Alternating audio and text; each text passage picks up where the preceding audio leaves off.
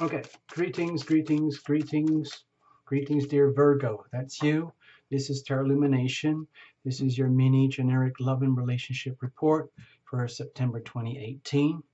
You know the routine. A lot of you have been here before. Watch for your sun, moon, and rising, especially if they're all different. And even if you want to stay ahead, do some cross-watching for your significant other. It can really help, provide a lot of light on things. We're going to use the Tarot Lumination Crucible spread. That's on the understanding that there's you, a significant other, chosen preferably, and a third entity called a relationship, which has a life and like a mission and a sense of energy and purpose of its own. And in a loving relationship, both parties are aware of that and they invest in the relationship, knowing that that's what provides the structure in which they can intimate and separate. Okay? Now, singles can watch this if they want to, but you have to really kind of allow for the laws of attraction and what are you reflecting or attracting back to you, in which case the other party would be like the what if energy over here, like what if someone showed up, that kind of thing. I want to, actually, let me just do it right now. I want to give you a quick look at Tarot Lumination Astro Doodle here. I made a couple of very brief notes, some calendar moments for you. This is for everybody. It's just a generic thing that I noted for the whole month. It's, we came out of the eclipses in August, which were very choppy for a lot of people. And the energy's softening up now here in September. A lot of the planets, the personal ones, are going direct. The big ones out there, way out there, are still mostly retrograde, but you might not feel it or notice it as a person. But it's still happening. And so the thing is, with the release and the relief and pressure, you might feel that, oh, September is going to be easy. What I'm suggesting here is that please be aware, because we still have a lot of very stressful alignments going on in terms of the sacred geometry out there. Without being like a super high-powered academic astrologer, I just wanted to distill it down to something very simple and visual for you. All of these are stressful here, and it's kind of ongoing chopping through the whole month, okay? And so we need to be aware of that. It's like everything might look wonderful, but just below the surface, there's still a lot of rip currents. You've got to be very, very careful. So for you, Virgo, it's hard not to notice this axis here. Going through September, obviously it's your kind of your season for the big chunk of September. At the end, everything moves into Libra. But for a lot of the month and coming out of August, a lot of the energies over here in your area, the sun through Virgo, okay? Now, a couple of things I want to mention is that Neptune is over here, 15-ish degrees in full opposition to you, the person, on your ultimate relationship axis here. If we wanted to, you could put it like this, put you on the horizon here, let's put you on the horizon here, and then this would represent the energy of a significant other. So we need to be very careful, because Neptune is beautiful, and it's very idealistic, idealized, very divine, very spiritual, but it's also, when it's not functioning properly, when the Neptune energy is dysfunctional or highly challenged or highly stressed, in some ways like it is right now, with this full-on opposition, then you can be very vulnerable, Virgo, to the impact of Neptune when it's not operating at its best, where you end up like with illusions, self-delusion, falsehood, treachery, lies, betrayal, deceit. But it can be very subtle. It's happening and you don't even know it. So I just wanted to point that out for you. Okay, so I want to put several dates.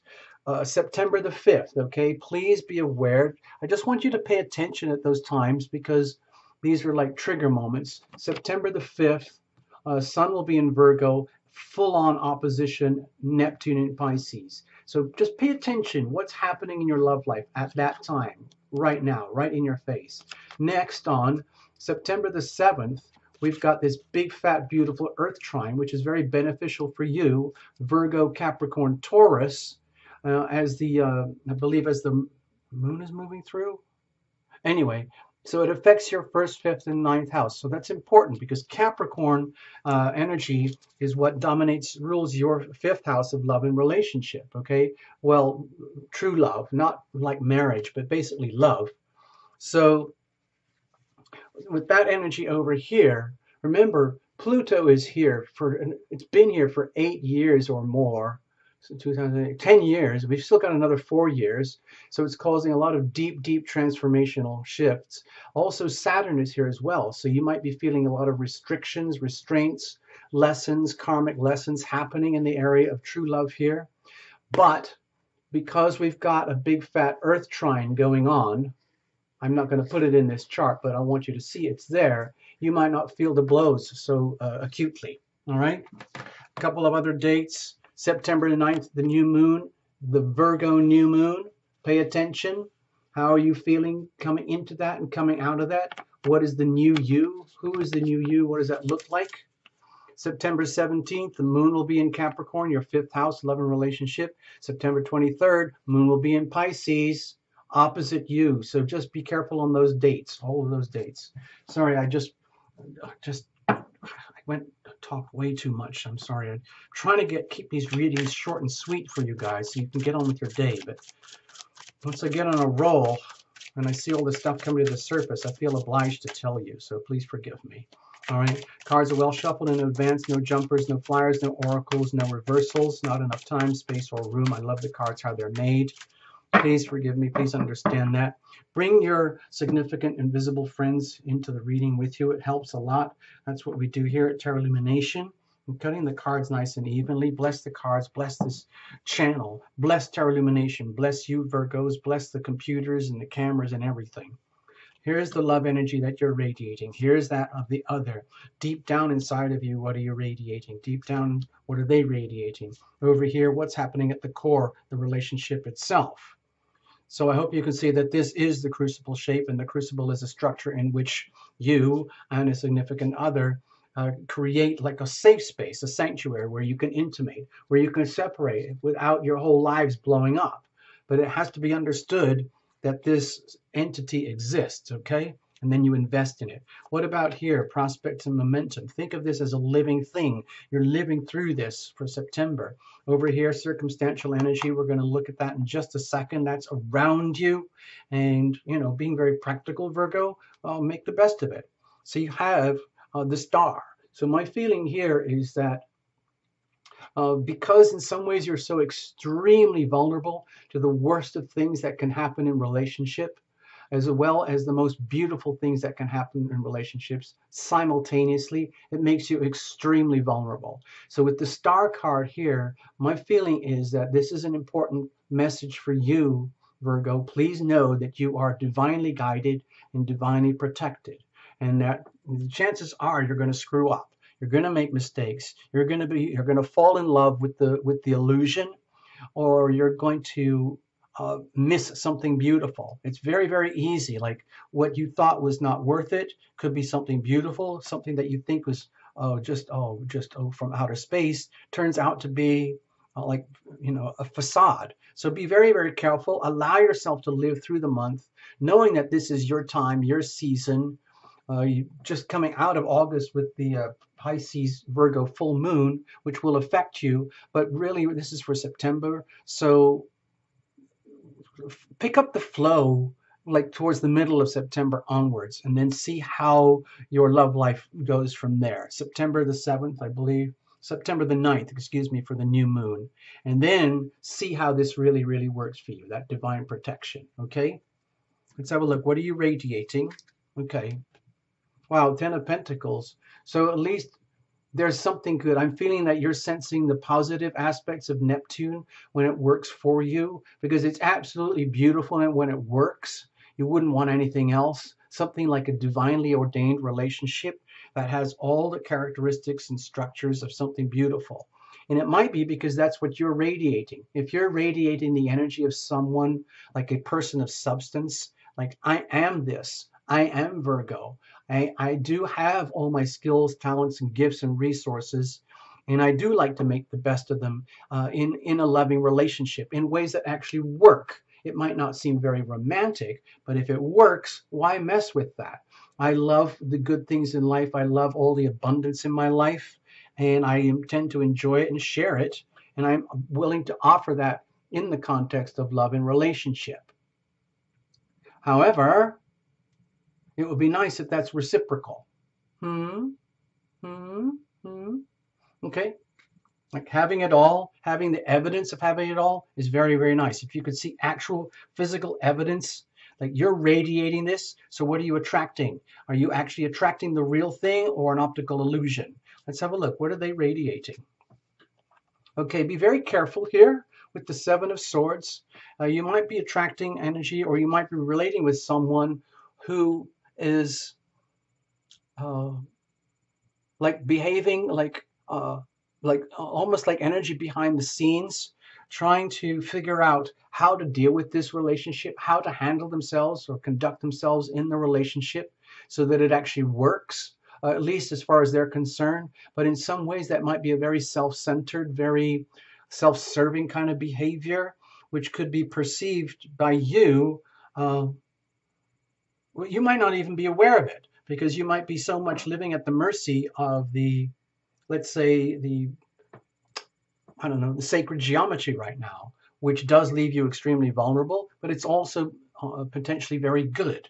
So all I'm suggesting is that in your own goodness, your own awesomeness, your own wealth, your own abundance, your own wholesomeness, please understand that no matter how gorgeous they may be or how loving they might be, they are still radiating an energy that is compromising. It's compromising for you. It's compromising for the relationship. And they are essentially are compromising themselves. And they might not even know they are compromising themselves. That's one of the tragic elements of Neptune energy out of whack, where they can mean the best, but deep down they don't know that they're actually, let's say, deceiving themselves or deceiving others. And again, no harm intended, but it can happen. Now, if this is happening deliberately, that's a whole other thing. But with the Seven of Swords here, sometimes there's no malicious intent. It's just trying to get through, trying to survive, trying to figure out how to get through a situation, come out the other side, not too burned, and at least learn something and get what's theirs, and then move forward from there. Because you might be very stable in your own way, dear Virgo, but they might be very unstable, almost like they have all the characteristics of black ice, of being very shifting in their behavior. Like, be very, very careful. All I'm suggesting, Virgo, not judging them in particular, but just generally, please be extremely careful because you are vulnerable. Okay? Let's have a look. What are you radiating deep down? Okay.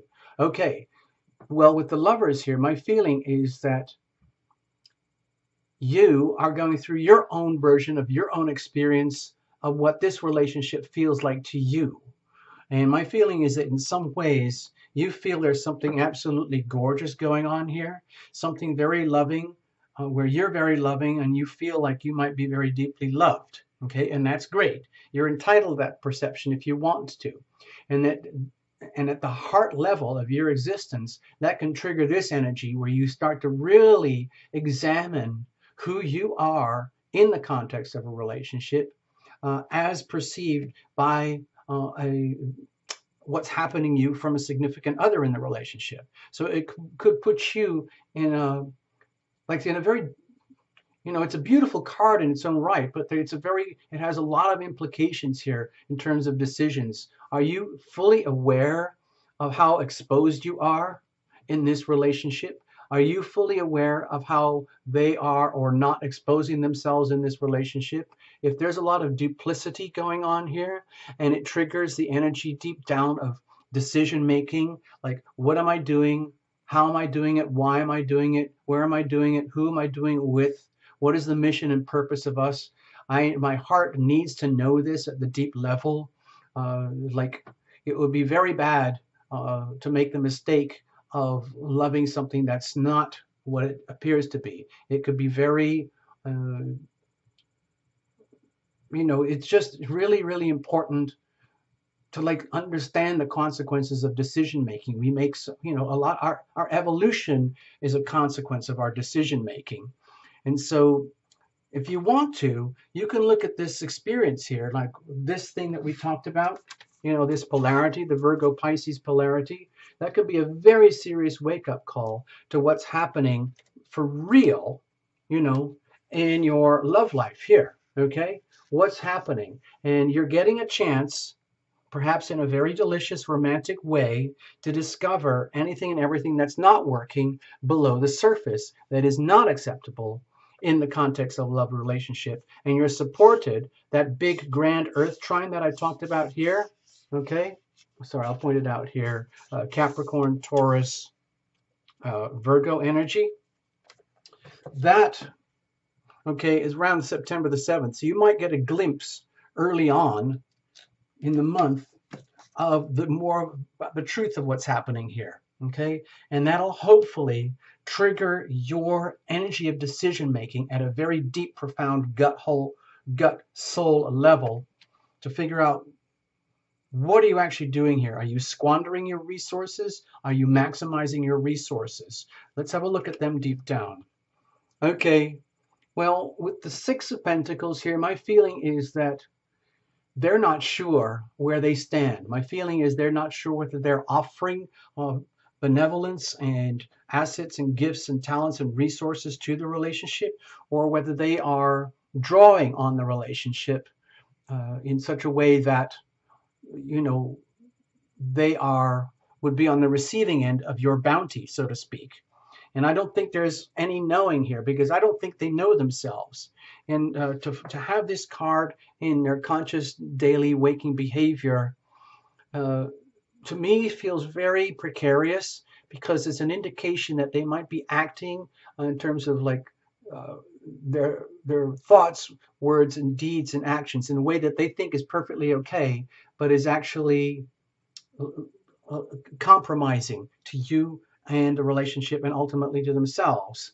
And deep down, they might be looking to what they can get out of it in terms of resources, balancing things for themselves. Maybe they feel that there's a deep imbalance in themselves, and they need to find that balance and equilibrium in the context of a relationship where they're getting what they deserve. They're getting what they are owed as far as they're concerned. And they're going about it in ways that are, let's say, I would say less than noble. Let's have a look here. Forget the gender about all this stuff. Don't worry about that. Older, younger. I'm just doing a general read here. And of course, you can reinterpret however you want. Okay. Let's have a look at the core.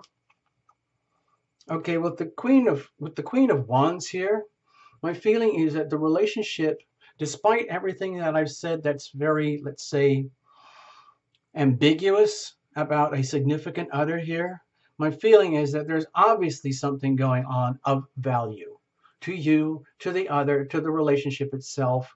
Otherwise, I don't think this would be here. With the Queen of Wands here, my feeling is that you are basically the relationship. Remember, this is not a couple's reading, okay? They are not here. It's just you, okay, Virgo? And we're allowing for their presence. So I'm seeing this as the relationship energy from your perspective, in that you are allowing yourself to radiate at this level of majesty, you know, putting all your passions, your gifts, your best intentions forward, knowing that you're almost like indestructible. You are highly valuable to anyone, frankly, in terms of love and relationship. And whatever challenges that are going on here, you're not going to let them destroy the relationship or destroy you or undermine your integrity. All I'm suggesting is that in your integrity, in your graciousness and your abundance here, knowing that it's almost like you're being deliberately put in a very awkward position, even with this very regal energy, to discover what happens at the very, very fringes of love and romance and relationship, where people start to come unglued and they don't know who they are. And the thing is, it might be an aspect of yourself that you need to see and learn and understand as reflected back to you from the behavior of a significant other. Otherwise, you would never know this about yourself. So the relationship, to me, feels is that it's actually, in its own bizarre way, actually beneficial for you to, let's say, mature and evolve and grow. But it looks like it would be happening through um, almost like being tested. Let's have a look. What about the momentum over here? Well, with the Eight of Wands, my feeling is that you'll get to a point later on where things will become more and more and more clear. Like, how much can this relationship handle? How much can you handle in the relationship? How much can they handle in the relationship? What is the break point of the relationship? You might have all this amazing stuff going on for you and all the best of intentions, and that's great. And you might also have the divine guidance and protection that you need, because it feels to me like you're going to need it. Okay, no offense. I'm not trying to insult the other person here or hurt your feelings. If you have great expectations, dear Virgo, go ahead and have them. Live out the relationship for what it is. Learn what has to be learned. Allow yourself to live through it and come back the other side, knowing that you're going to be exposed to what looks to me like the very best of things, very beautiful, like the divinely sacred, ordained relationship, and something that is actually, let's say, bogus. Okay, so be very careful, but I would suggest keep allowing this to happen. And then you and the other and the relationship itself will show its true colors, where what will be will be. And if it is such that there are certain aspects of the relationship that are no longer acceptable, no longer tolerable, either to yourself or to the other, or even if the relationship itself is saying, excuse me, I need to speak my truth here. I need to be really honest and straightforward about this. And no offense to anybody, but this needs to be the status of the relationship where I am respected and understood at this level of magnificence. Anything less than that is not acceptable. And so I think what's going to happen is anything and everything that's not acceptable is eventually going to be exposed. And then that's a whole other thing. What do you do from there? That's probably another reading, another day down the road. But for the time being, I think the relationship dynamics will show themselves much more towards the end of the month here, and you'll really know what's going on. So please take care of yourself. Allow yourself to live through all of this without judging yourself or judging the other. Literally just love thyself first and live it through. Understand that in some ways you're being deeply challenged, but you've also got a lot of benevolence on your side. I tried to point it out here. There's a lot of challenges with this, okay? But there's a lot of benevolence with the Virgo, Capricorn, Taurus energy going on. Okay, so make the best of it, all right? Gosh, there was a lot of ambiguity, ambivalence in that reading. Please make the best of it, Virgo. Thank you so much. Bye-bye.